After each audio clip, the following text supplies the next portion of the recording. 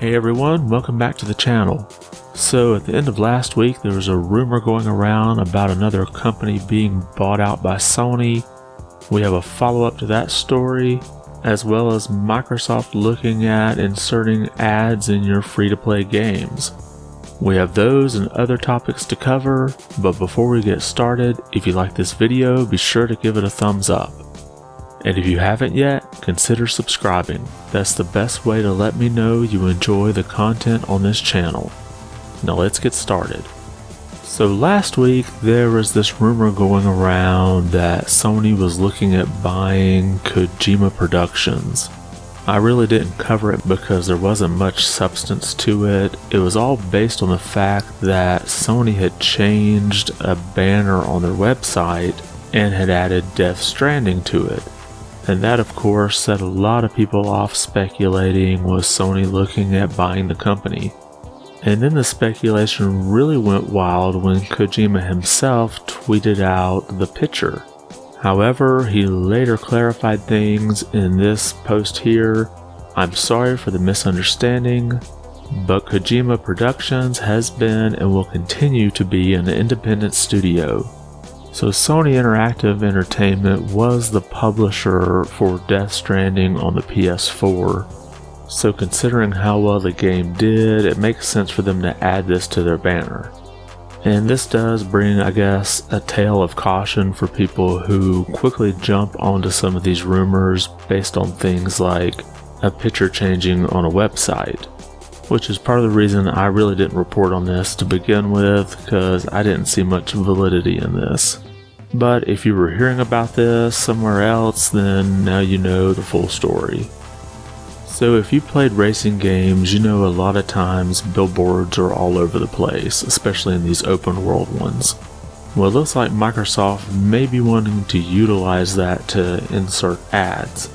This coming to us from VGC, Microsoft is reportedly exploring integrating ads into free-to-play games. Now this was originally reported by Business Insider, and they had two sources that said Microsoft wasn't necessarily interested in taking a cut of the ad revenue, and that it was more interested in building out the Xbox ad network. And the ad revenue would be shared by the developer and the ad tech company that placed the ads.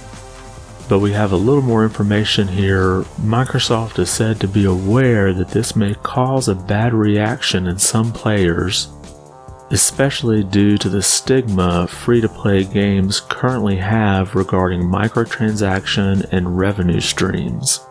Now their sources are quoted here saying it's moving cautiously and intends to create a private marketplace where only select brands can insert ads into games in a way that doesn't disrupt the gameplay experience.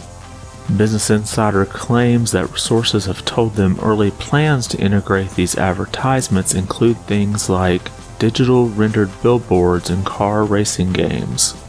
So some of the biggest questions I have coming out of this is, one, will the ads be targeted on anybody's personal information?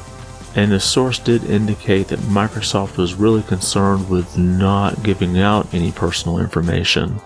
But it does make me wonder, would Microsoft use information they have about a player, say maybe like what movie they rented, in order to place advertisements for similar movies?